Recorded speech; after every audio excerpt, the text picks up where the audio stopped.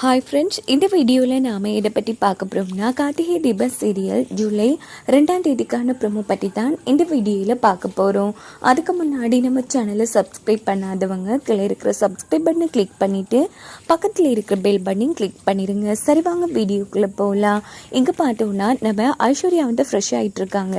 அவங்க ஒரு சாவியை ஷோப்பில் அச்சு பண்ணி வச்சுருப்பாங்க சாவி ரெடி பண்ணுறதுக்காக. ஸோ அதை தலையணைக்கு கீழே வச்சுருப்பாங்க.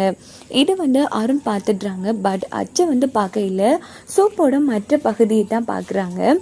இவன் என்ன தலையணைக்கு கீழே சோப்பை வச்சுட்டு படுக்க அப்படின்னு யோசிக்கும் போது ஐஸ்வர்யா செம அதிர்ச்சி ஆறாங்க. ஐயோ, சோப்பு எடுக்க மறந்துட்டுமே, இவர் எதுக்கு இப்போ சோப்பை பார்த்தாரு, அப்போ நான் அந்த அச்சு பார்த்துட்டாரா அப்படின்ட்டு கவனிக்கிறாங்க. பார்த்தா அச்சு பார்த்த மாதிரி இல்லை. உடனே நம்ம ஐஸ்வர்யா என்னங்க இது, சோப்பை கையில் வச்சுட்டு இருக்கீங்க, முதல்ல சோப்பை கொடுங்க அப்படின்னு பிடுங்கிடுறாங்க. ஏய், அதெல்லாம் இருக்கட்டும், எதுக்காக தலையணைக்கு அடியில் வச்சுட்டு படுத்தேன்? ஆமாம், வாஷ்ரூம்லேருந்து ஷோப் எப்படி இங்கே வந்துச்சு அப்படின்னு கேட்குறாங்க. ஐயோ, நான் தான் அங்கே ஏதோ ஒரு ஞாபகத்தில் வெட்டிலேயே வச்சுட்டேன், இப்போ உள்ள நான் ஷோப்பை தேடிட்டு இருந்தேன் தெரியுமா அப்படின்னு சொல்லிட்டு ஷோப்பை வாங்கிட்டு உள்ளே போயிடுறாங்க. அப்பாடா சாமி, நல்ல வேளை தப்பிச்சிட்டோங்கிற மாதிரி சொல்லிட்டு ஐஸ்வர்யா ரிலாக்ஸ் ஆகிறாங்க. இங்கே பார்த்தோம்னா இன்னொரு பக்கம் நம்ம தீபா இப்படி வீடியோ போட்டு முடிச்சது ரம்யா கிட்ட விஷயத்த சொல்லியிருப்பாங்க. எப்படியாச்சும் அந்த சாமியார்கிட்ட போய் பேசுன்னு. அப்போ நம்ம ரம்யா அந்த சாமி அந்த போலியான அவனை போலி வேஷம் போட்டு வர சொல்கிறாங்க. உடனே அவனை போலி வேஷம் போட்டுட்டு, மேடம் நீங்கள் சொன்ன மாதிரி ஒரு பக்காவாக ஒரு குளம் பார்த்து வச்சுருக்கேன், அதில் கண்டிப்பாக அடிச்சுட்டு போனால் உயிரோட தப்புறதுக்கு வாய்ப்பே இல்லை அப்படின்னதும் சரி வா போய் பார்த்துட்டு வரலாம் அப்படின்னுட்டு ரம்யாவும் யோசிச்சு அந்த குளத்தடிக்கு வராங்க. அங்கே பார்த்தோன்னா கடும் மேடு பள்ளமாகவும் படுகொலியாகவும் இருக்குது. ஸோ தண்ணியும் ரொம்ப மோசமாக இருக்குது. இதை பார்த்த ரம்யா செம்ம ஹாப்பி ஆகி, வாவ், இந்த மாதிரி ஒரு இடத்தை தான் நான் எதிர்பார்த்தேன், இடம் சூப்பராக இருக்குது, இதான் சரியான இடம்ங்கிற மாதிரி சொன்னதும் அந்த சாமியார் சந்தோஷப்படுறாங்க. சரி, இது தீபாவுக்கு ஃபோன் போட்டு விஷயத்த சொல்கிறா அப்படின்னுட்டு ரம்யா தீபாவுக்கு ஃபோன் பண்ணுறாங்க. இங்கே பாரு, நான் எல்லா ஏற்பாடும் பண்ணிட்டேன், முக்கியமான ஒரு விஷயம், யார் ஃபோன் பண்ணாலும் நீ ஃபோனை எடுக்க வேணாம், கண்டிப்பாக அவங்க பேசி மனமாறி பரிகாரத்தை இடையில விட்டுட்டு நீ போகிறதுக்கும் வாய்ப்பு இருக்குது, அதனால நீ ஃபோனை சுவிட்ச் ஆஃப் பண்ணு அப்படின்னதும் தீபாவும் சரின்னு சொல்லிட்டு ஃபோனை ஆஃப் பண்ணிடுறாங்க. அதுக்கப்புறமா நம்ம ரம்யா சரி நீ இங்கே ஏறி பூஜை ஜாகம் பண்ணுற மாதிரி பண்ணி தீபாவை குளத்தில் இறக்கிடலாம் அப்படின்னுட்டு நேரா ரம்யா கோவிலுக்கு தீபாவை பிக்கப் பண்ணிட்டு போயிடுறாங்க.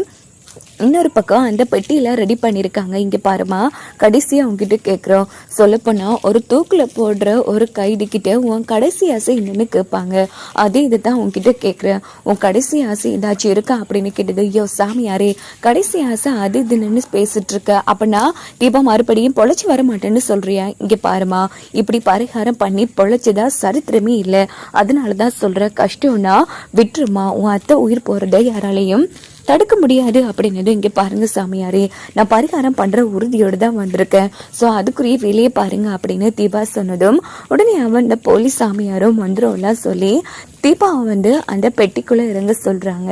ஸோ தீபாவை மெதுவாக பெட்டிக்குள்ளே இறங்குறாங்க. அதுக்கப்புறமா கையில் ஒரு தீபத்தை கொடுக்குறாங்க. இந்தாம்மா, இந்த தீபம் அணையாமல் நீ பார்த்து பத்திரமா மெடுக்கணும் அப்படின்னதும் சரி அப்படின்னு சொல்லிட்டு தீபா இருக்கும்போது உடனே ரம்யா தடுக்கிற மாதிரி நினைக்கிறாங்க, இங்கே நடிக்கிறாங்க. இங்கே பாரு, நீ இப்படிலாம் பண்ணுறது எனக்கு ரொம்ப கஷ்டமாக இருக்குது தீபா, கடைசியாக ஒரு வாட்டி நல்லா யோசிச்சுக்கோ, இங்கே பாரு, உன்னை நம்பி காத்தியெல்லாம் இருக்காரு, இல்லை எனக்கு காத்தி மாதிரி ஒரு புருஷனை கொடுத்தது என் அத்தை தான், என் அத்தை உயிர் இப்படி தத்தளிக்கும் போது நான் மட்டும் சந்தோஷமாக வாழ்ந்து என்னத்தான் அமுக்களிக்கிறது, ஸோ நான் சந்தோஷமாக போகிறேன், அந்த கடவுளோட ஆசை இருந்தால் கண்டிப்பாக பொழைச்சி வருவேன், இல்லையா என் உயிரை கொடுத்தும் என் அத்தை உயிரை காப்பாற்றணுங்கிற பெருமையோடையே நான் செத்து போயிடுறேன் அப்படின்னு சொல்லி தீபா ரொம்ப ஃபீல் பண்ணி அழுகுறாங்க.